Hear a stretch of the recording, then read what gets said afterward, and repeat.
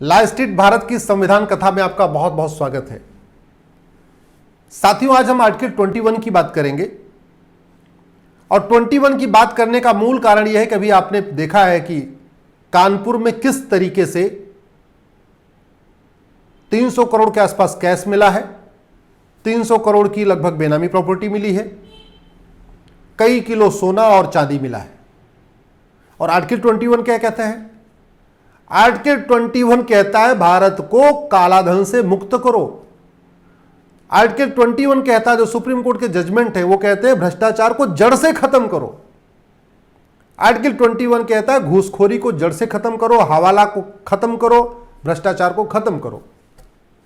और इसके बावजूद एक शहर से एक व्यक्ति के पास से 300 करोड़ कैश, 300 करोड़ की बेनामी प्रॉपर्टी, 100 करोड़ का सोना चांदी मिल रहा है। इसका मतलब आर्टिकल 21 इफेक्टिवली लागू नहीं किया गया। इसका मतलब आर्टिकल 21 जो कहता है right to life and liberty, right to justice, right to speedy justice, corruption free India, वो जो कॉन्सेप्ट है संविधान का, उस स्पिरिट में काम नहीं हुआ है।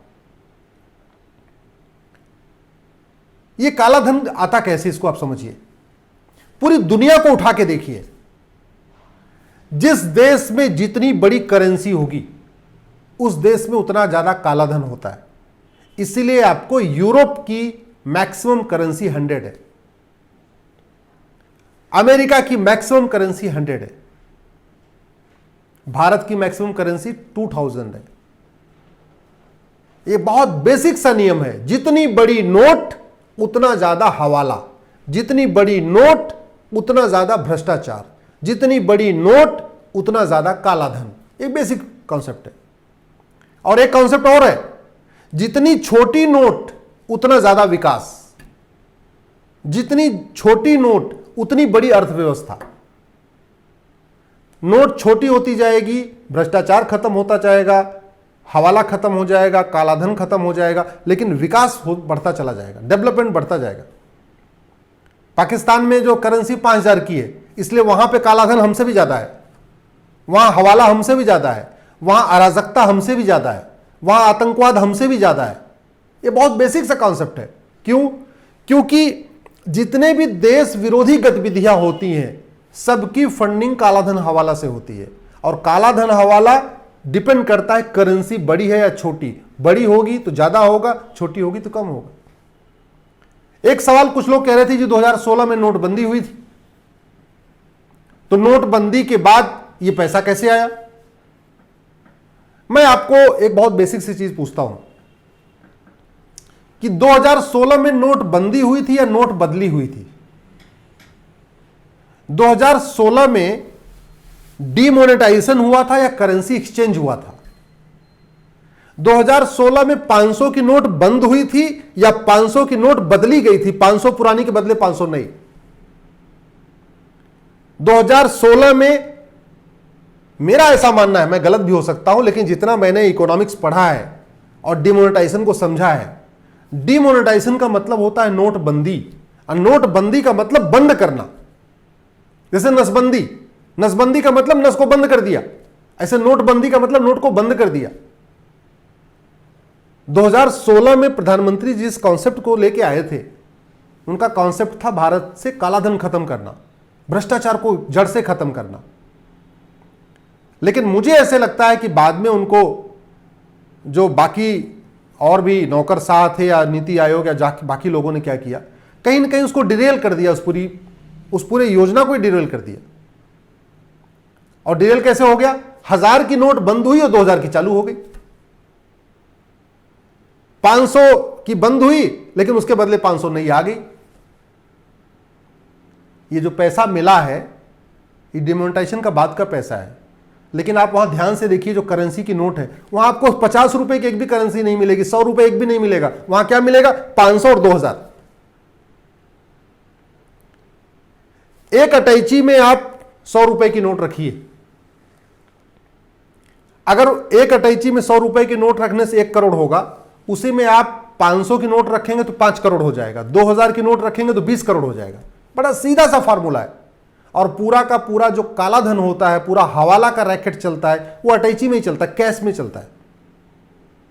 इसलिए मैं कह रहा हूं जितनी बड़ी नोट उतना ज्यादा हवाला, जितनी बड़ी नोट उतना ज्यादा काला धन। फिर हमने कैश की लिमिट सेट नहीं किया, जबकि आज की डेट में 42 करोड़ जनधन खाते, 8 करोड़ नॉर्मल वाले अकाउंट जो सेविंग बैंक अकाउंट है और करंट अकाउंट है जो बाकी अकाउंट होते हैं, तो 50 करोड़ अकाउंट खुल चुका है। 50 करोड़, भारत में 30 करोड़ परिवार रहते हैं और 50 करोड़ खाते हैं। इसका मतलब हर घर में लगभग 2 खाता खुल चुका है। जब हर घर में 2 खाता खुल चुका है, इसका मतलब हर घर में एक एटीएम पेटीएम भी आ गया है, हर घर में स्मार्टफोन भी आ गया है, तो लोगों को जो है डिजिटल ट्रांजैक्शन की हैबिट भी हो चुकी है। तो आज की डेट में यह संभव है कि अब आप कैश ट्रांजैक्शन की लिमिट सेट कर सकते हैं, तय कर सकते हैं भाई ठीक है, जिस सामान की एमआरपी 5,000 रुपए है उतना तक तो आप कैश में खरीद सकते हो, जिसकी एमआरपी 5,000 से ज्यादा उसको कैश में नहीं खरीद सकते।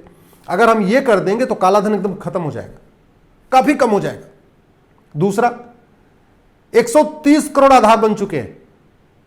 इसका मतलब लगभग इस देश में सबके पास आधार बन गया है। बच्चों के पास नहीं है, लेकिन 130 करोड़ आधार बनने का मतलब कि हर परिवार में 4-5 आधार बन चुका है। तो प्रॉपर्टी को आधार से लिंक किया जा सकता है। अगर हम 50,000 रुपए से महंगी प्रॉपर्टी को आधार से लिंक कर दिए होते तो यह आपको काला धन नहीं मिलता जो कानपुर में मिला है। अगर हमने 100 रुपए से बड़ी नोट को परमानेंट बंद कर दिया होता, वास्तव में नोट बंदी किया होता, न कि नोट बदली, तो आपको कानपुर में काला धन नहीं मिलता। और यह काला धन किस लिए रखा हुआ था? इलेक्शन में खर्च करने के लिए। इलेक्शन में क्या करने के लिए? पैसा बांटने के लिए, या शराब बांटने के लिए, या मिठाई का डब्बा बांटने के लिए। और ये तो एक कहते नहीं, वो पूरे भगोने में एक चावल है, सैंपल है, एक मिल गया बस ठीक है। लेकिन ऐसा नहीं काला धन खत्म हो गया यूपी से, ऐसा नहीं है। आपको हर जिले में इतने इतने पैसे मिलेंगे अगर वास्तव में ढूंढा जाए तो। अगर हम प्रॉपर्टी को आधार से लिंक कर दें तो इस देश में कम से कम 10 लाख करोड़ रुपए की बेनामी प्रॉपर्टी मिलेगी। अगर हम प्रॉपर्टी को आधार से लिंक करने के लिए कानून बना दें तो इस देश में प्लॉट के रेट, फ्लैट के रेट, मकान के रेट और फार्म हाउस के रेट कम से कम 25% सस्ते हो जाएंगे। इतना पैसा दबा के रखा हुआ है। हमारे आपके पास कोई पैसा नहीं है, सारा का सारा पैसा या तो नेताओं के पास है, या नौकरशाहों के पास है, या दलालों के पास है जो उनकी दलाली करते हैं, नेताओं नौकरशाहों की। सारा पैसा उन्होंने समेट के रखा हुआ। इस देश का बजट, केंद्र और राज्य का टोटल बजट 70 लाख करोड़ है। इस 70 लाख करोड़ का लगभग 20% यानी 14 लाख करोड़ रुपए हर साल काला धन बन जाता है। हर साल लगभग 20% की दलाली हो जाती है, कमीशन खोरी हो जाती है। 70 लाख करोड़ टोटल बजट का 14 लाख करोड़, आप समझिए कि भारत के अंदर हर साल 14 लाख करोड़ डेवलप अपने आप पैदा हो रहा है। इसका एक ही तरीका है, जब तक 100 रुपए से बड़ी नोट बंद नहीं होगी, जब तक प्रॉपर्टी को आधार से लिंक नहीं किया जाएगा, जब तक अमेरिका जैसा कठोर कानून नहीं बनेगा आजीवन कारावास देने के लिए काला धन रखने वालों को, बेनामी संपत्ति वालों को, तब तक जैसे कानपुर में पैसा मिला है ऐसे बाकी शहर में पैसे पड़े रहेंगे, पैसे यूज होते रहेंगे, हमारे इलेक्शन सिस्टम को बर्बाद करेंगे, हमारे डेमोक्रेसी सिस्टम को बर्बाद करेंगे और बर्बाद कर रहे हैं। अगली बार आपसे किसी और विषय पर चर्चा करेंगे। आप संविधान कथा को देखते हैं, शेयर करते हैं, अधिक से अधिक इसको शेयर करिए, मैं आपसे भी निवेदन करता हूं। जय हिंद, जय भारत।